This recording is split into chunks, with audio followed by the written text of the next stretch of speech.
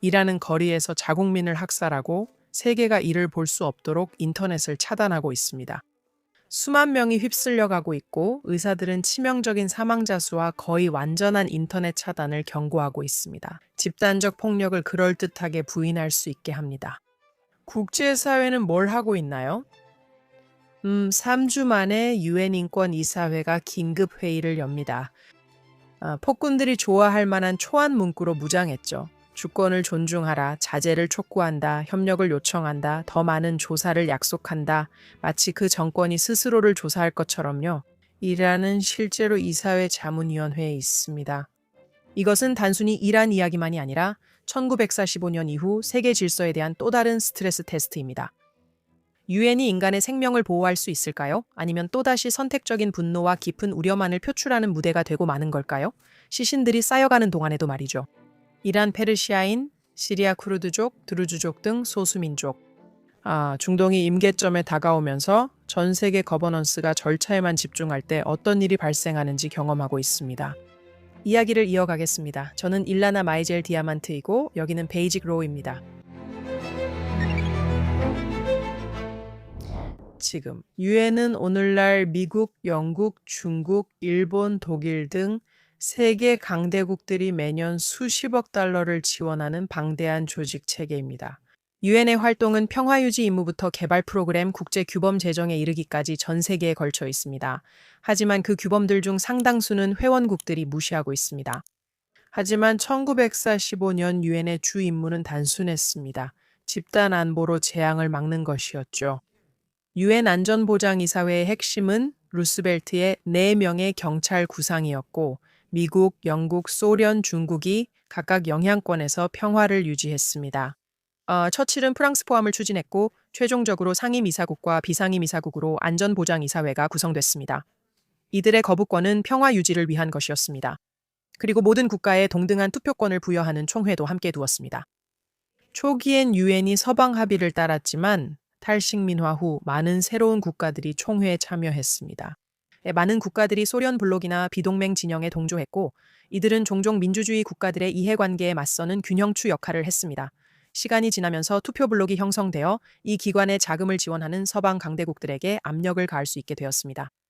그래서 평화를 추구하는 과정에서 유엔은 경쟁하는 초강대국들이 감시하도록 설계되었고 전 세계 다양한 국가들의 목소리를 대변할 수 있도록 만들어졌습니다.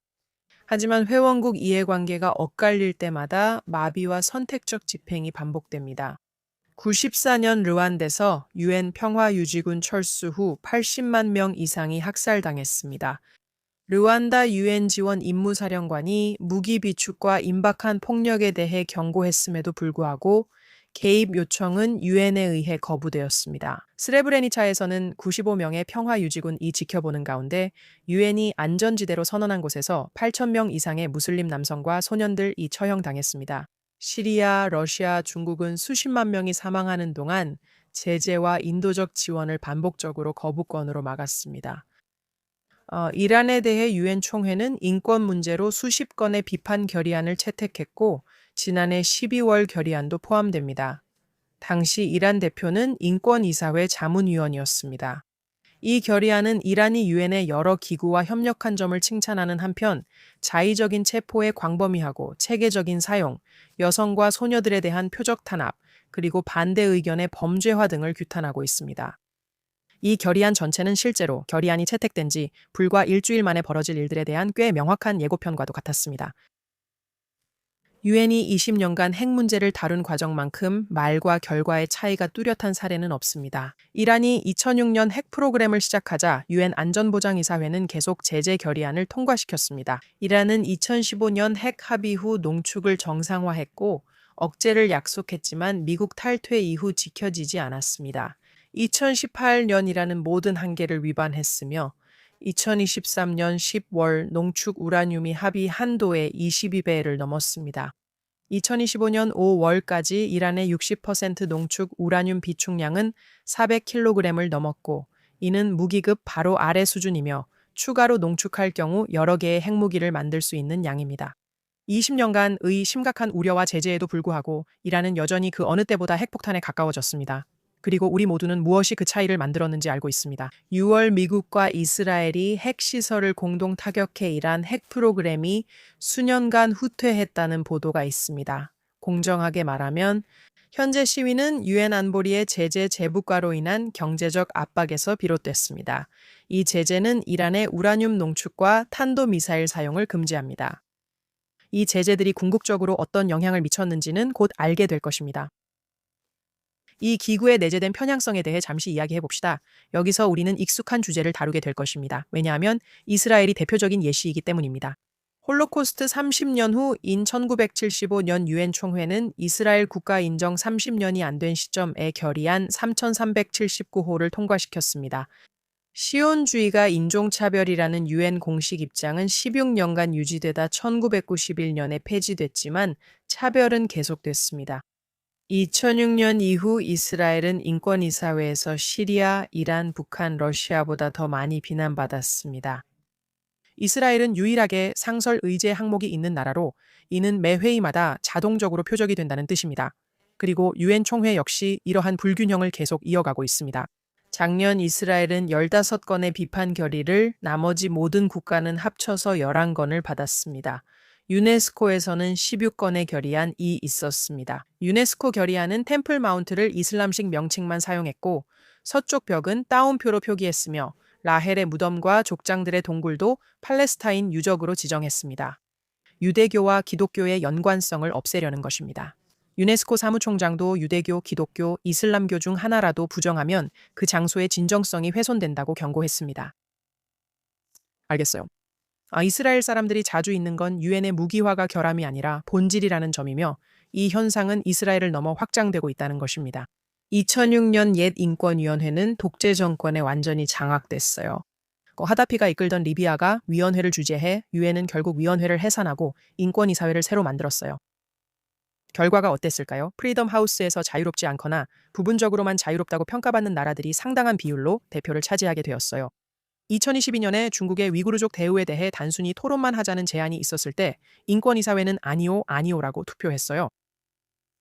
그리고 이란인들이 학살당하고 있는 동안 위반 사항을 보고할 임무를 가진 유엔의 독립적인 인권 전문가들은 몇 주 동안 거의 침묵을 지켰어요. 참고로 전문가들도 신속히 행동할 수 있습니다. 이스라엘이 9월 24일 헤즈볼라 요원 작전 후 이틀 만에 22명 유엔 전문가들이 이스라엘을 규탄했습니다.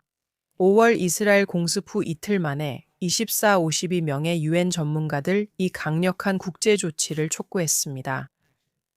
마두로 송환에 대한 반응은 나을 정도 걸렸던 것 같아요. 하지만 수천 명의 이란인이 거리에서 학살당하는 데 대해 의미 있는 말을 하기까지 2주 반이 넘게 걸렸어요.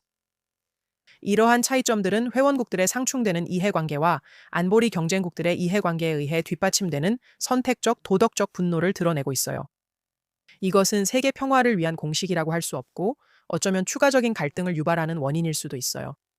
유엔이 토론 중인 동안 이란인들은 대가를 치르고 있습니다. 보안군이 실탄을 사용하고 있어요.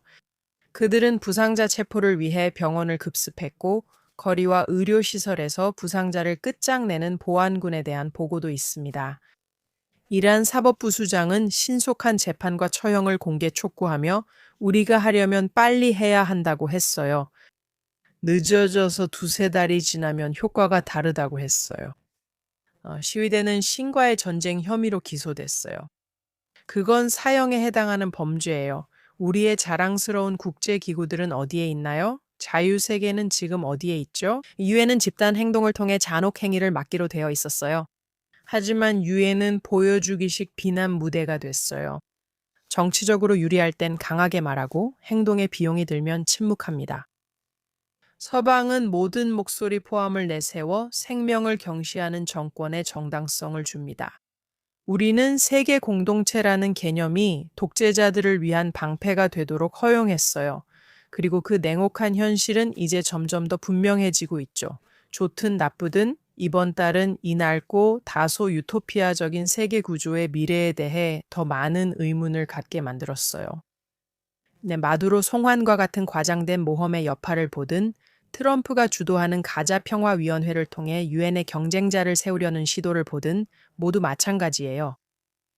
이스라엘이 예루살렘에 있는 옛 UNRWA 단지를 철거한 상징적이지만 중요한 메시지까지 그 단지는 인도주의 단체라고 주장되었지만 자원과 인력이 반복적으로 테러 지원에 사용된 곳이었어요.